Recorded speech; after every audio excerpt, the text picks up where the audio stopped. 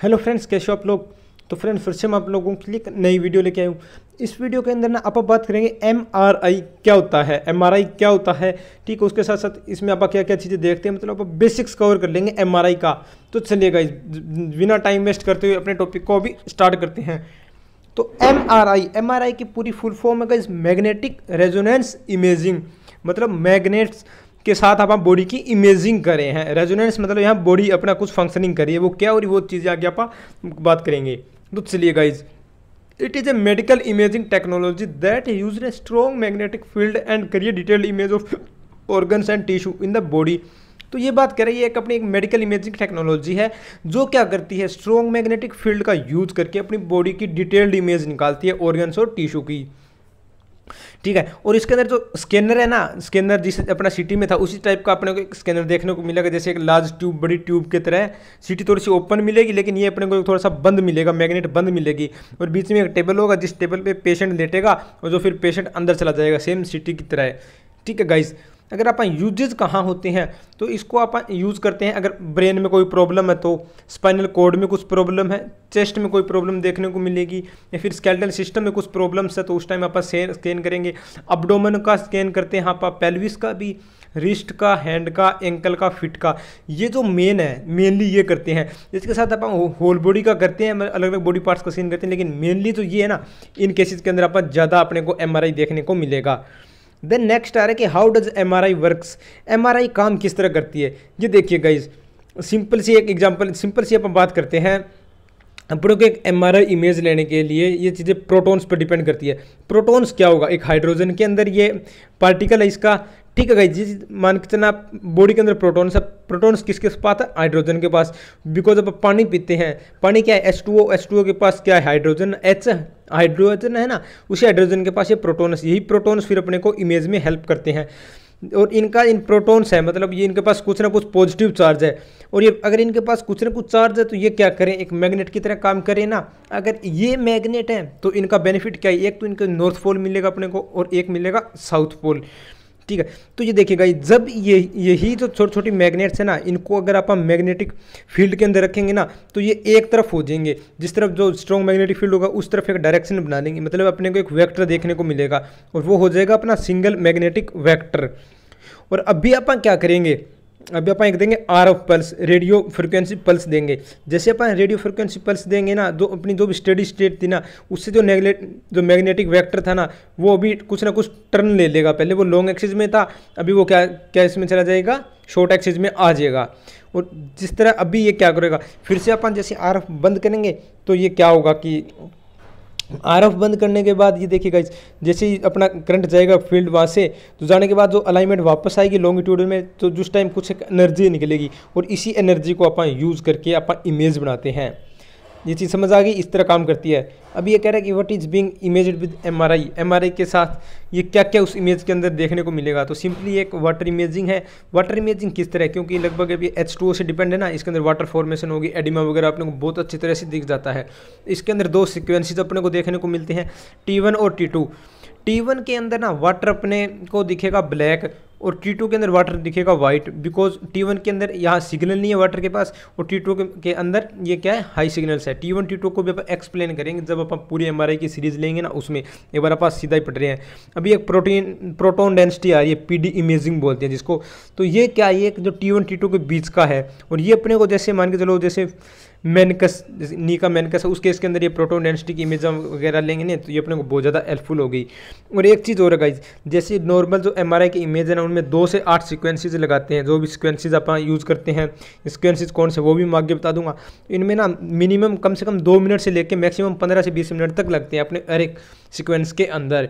और ये सीक्वेंस है spin echo, fast spin echo, gradient echo, inversion recovery, चिक IR बोलते हैं जिसको, diffusion weighting, T2 star, fat saturation, ये अपन यूज़ करते हैं। इसके साथ साथ अपन सुपर कोयल्स का भी, सरफेस कोयल का भी यूज़ करते हैं। ये सरफेस कोयल क्या करती है, एक एंटीना की तरह काम करती है, जो कि अपने बॉडी पार्ट है ना उनके पास बिल्कुल उसको चिपक जाती है, जिससे क्या करती है, ये रेडियो सिग्नल आते हैं ना अपने को, रेडियो फ्रिक्वेंसी RF सिग्नल्स को ये इंक्रीज़ करती है, जिससे अपने को बॉडी की प्रॉपर इमेजिंग देखने को मिलेगी यहाँ। अभी जो नेक्स्ट पॉइंट आ रहा है ना वो है एमआरआई सिग्नल्स। तो एमआरआई सिग्नल्स क्या होते हैं, जिसको एमआर सिग्नल बोलते हैं।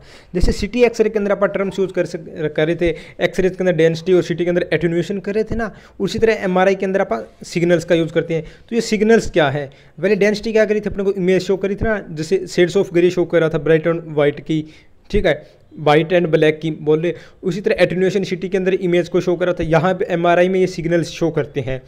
जैसे ये देखिए, अगर वाइट एरिया ना एमआरआई के अंदर, तो मान आप ये समझ आना कि वहाँ सिग्नल हाई है।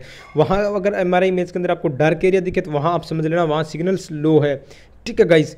देन ये कह रहा है कि ये T1 अपने को लगभग इमेजिंग के अंदर ये अनाटमी सीक्वेंस बोल सकते हैं जिसको, और T2 अपना है पैथोलॉजी सीक्वेंस, बिकॉज इसके अंदर जो अपने को अनाटमी के अंदर तो बिल्कुल वाटर और एडिमा ना ये कंसिपियस नहीं है, और इसलिए अपने को जो नॉर्मल अनाटमी दिख जाती है। लेकिन T2 ना अपने को वाटर अकरिंग है, तो इसके अंदर हाई सिग्नल्स देखने को मिलेंगे, तो जो भी एडिमा वगैरह है वो अपने को अच्छी तरह शो हो जाएगा, तो अपने को पैथोलॉजी क्या है वो अच्छी तरह मिल जाएगी। अभी नेक्स्ट पॉइंट आ रहा है, how do I begin learning to read an MRI को आप किस तरह रीड कर सकते हैं। तो सबसे पहले मैं बताता हूँ गाइस, आपको जनरल अनाटमी आनी चाहिए। जनरल अनाटमी आने के बाद आपको तैयार करना है रेडियोलॉजिकल अनाटमी। अगर आप रेडियोलॉजिकल अनाटमी स्टडी करोगे ना, देन आप एमआरआई अनाटमी बिल्कुल परफेक्ट तरीके से कर सकते हो, ठीक है। अगर आपको नॉर्मल अनाटमी आती है तो आपको पैथोलॉजी फाइंड करने में भी कोई दिक्कत नहीं आएगी, बिकॉज जो भी पैथोलॉजिकल इमेज है उसको आप नॉर्मल अनाटमी से आप उसको कंपेयर करके देख सकते हो। देन आपको समझ आ जाएगा कि पेशेंट को क्या दिक्कत है या फिर क्या दिक्कत हो सकती है। और अपने को उसके बाद T1 T2 इमेज को देखना आना चाहिए, ठीक है गाइज। ये चीज़ करने के बाद ऐसे धीरे धीरे ये चीज़ें सीख लेंगे ना, सीक्वेंस वगैरह कौन कौन सी इमेजेस वगैरह है। देन अपने को क्या करना है, इमेजिंग अनाटमी अपने मास्टरिंग हो जाएंगी, मतलब अपनी मास्टरी हो जाएगी अपनी, ठीक है। ये होने के बाद अपने को फिर अपने को पैथोलॉजी कंडीशंस का धीरे धीरे पता चलना स्टार्ट हो जाएगा, ठीक है गाइज। तो ये आपको करना है अगर आप एमआरआई के अंदर स्टडी करना चाहते हो तो ये देन कह रहा है कि एमआरआई के बेनिफिट्स क्या है, जैसे एक्सरे सीटी और अल्ट्रासाउंड के बजाय। तो सबसे फर्स्ट पॉइंट तो यहाँ रेडिएशन यूज़ नहीं होती, और उसके साथ जो भी अपनी अनाटमी डिटेल है ना वो बिल्कुल विजिबल होती है, मतलब बिल्कुल क्लियर दिखती है एक सिटी एक्सरे से। देन अगर बात करें ये जो सुपीरियर होती है सिटी और एक्सरे से, ठीक है, सिटी और एक्सरे से सुपीरियर किस तरह, जैसे सॉफ्ट टिश्यू का देखना है अपने को, कार्टिलेज, लिगामेंट्स या फ्लूइड कलेक्शन वगैरह देखने के लिए ये सिटी और एक्सरे उनको एक लिमिटेड है, बिकॉज वो अपने को प्रॉपर इमेज नहीं देंगे। लेकिन ये तो क्या है, अपना फ्लूइड से रिलेटेड है, तो अपने को लगभग बॉडी के अंदर हाइड्रोजन है ही, हाइड्रोजन से रिलेटेड अपना सारा सौदा इसके अंदर सिस्टम है अपना, तो देन अपने को ये सारी चीज़ें समझ आ जाएगी। और एक चीज़ हो रही है, सबसे बड़ा बेनिफिट ये देते हैं, तो ओवरलैपिंग हो रही है ना शेडो जैसे एक्सरेज के अंदर, तो वो यहाँ अब्डोमेन वाले रीजन को बिल्कुल परफेक्टली कवर हो जाती है, वहाँ अपने को शेडो ओवरलैप हो जाती है, तो अपने को दिखने में ज़्यादा दिक्कत आती है। और अगर बात करें अल्ट्रासाउंड की, तो अल्ट्रासाउंड की भी लिमिटेशन है बोन और एयर की, लेकिन एमआरआई के अंदर ऐसी अपने को लिमिटेशन देखने को नहीं मिलेगी। बोन है तो बोन दिखेगी, एयर है तो वहाँ एयर दिख जाएगी। देन कह रहे हैं कि आप कौन कौन से रीजन्स के ऊपर स्टडी करते हैं एमआरआई के अंदर। तो एमआरआई के अंदर सबसे पहले तो आप अब्डोमेन की स्टडी करते हैं।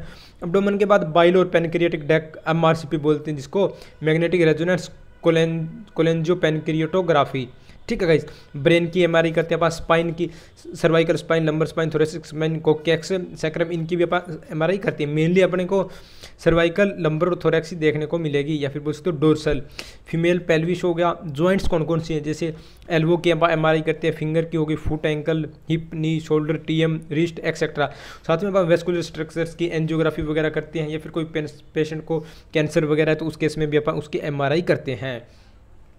देन एक चीज़ आ रही है कि अपने को सेफ्टी क्या क्या रखनी होती है एमआरआई के अंदर। तो सबसे फर्स्ट तो अपने को ये पता होना चाहिए कि एमआरआई के अंदर एक बहुत बड़ी मैग्नेट यूज़ करें, और बहुत बड़ी मैग्नेट यूज़ करें मतलब अपने को पोटेंशियल रिस्क तो रहेगा उस मैग्नेट का, क्योंकि डेथ और इंजरी भी हो सकती है जिस केस में अगर पेशेंट के साथ कुछ भी आयरन जैसे बोल लोहे का कुछ सामान चला जाए, जैसे कोई ऑक्सीजन टैंक या फिर उसके पास कोई क्लिप वगैरह है या फिर फ़ोन वगैरह, ये सारी चीज़ें चली गई तो ये चीज़ें ना या तो फिर आर्टिफैक्ट देगी या फिर मशीन के अंदर फंस जाएगी। तो वही चीज़ ना, अगर 1 किलो की लोहा अगर एमआरआई मशीन में वो चिपकेगा ना, तो वो आपको जैसे 5 से 10 किलो का हो जाएगा, उसकी क्या कैपेसिटी इंक्रीज हो जाएगी, वो इतना स्ट्रॉन्ग मैग्नेटिक फील्ड होता है। ये चीज़ आप याद रखना। जो भी अपना जो लोहे के सामान है ना, आयरन ऑब्जेक्ट है, वो अपने को एक फेरोमैग्नेटिक सब्सटेंस हो जाएंगे उस टाइम, ठीक है गाइज। या फिर एक चीज़ आती है अपने को क्लास्ट्रोफोबिक पेशेंट है तो उसको कुछ ज़्यादा दिक्कत होगी, जिसको बंद कमरे से डर लगता है ना, उस पेशेंट्स के लिए अपने को दिक्कत होती है गाइज। ज़्यादा तौर तो कुछ नहीं होती, लेकिन यही अपने को पेशेंट देखने को मिलेगा। उनके लिए लगभग अपने को ओपन एमआरआई भी मिलती है क्लिनिक्स के अंदर, जहाँ अवेलेबल होगी वहाँ फिर उस पेशेंट का आप स्कैन करते हैं। और या फिर एक चीज़ और, अपने को एमआरआई के बारे में थोड़ी सी स्कैन करने से पहले आप नॉलेज ले लेना, या फिर आप पेशेंट को भी बता सकते हो सर इसके अंदर आवाज़ आएगी, आपको इस तरह लेटना है, सांस रोकना है, हिलना नहीं है। ये सारी चीज़ें ना आप अगर टेक्नीशियन हो तो आपको बिल्कुल परफेक्ट तरीके से बता होनी होनी चाहिए और आपको पेशेंट को भी बताना है, बिकॉज अगर पेशेंट को नहीं बताओगे तो अंदर से आवाज़ आएगी तो वो अचानक वो खड़ा हो जाएगा तो अपनी इमेज वगैरह हिलने के चांसेस बहुत ज़्यादा रहेंगे। ठीक है, ये चीज़ आपको पेशेंट को पहले बता देनी होती है। तो आज की वीडियो में इतना guys, okay, thank you friends, have a nice day.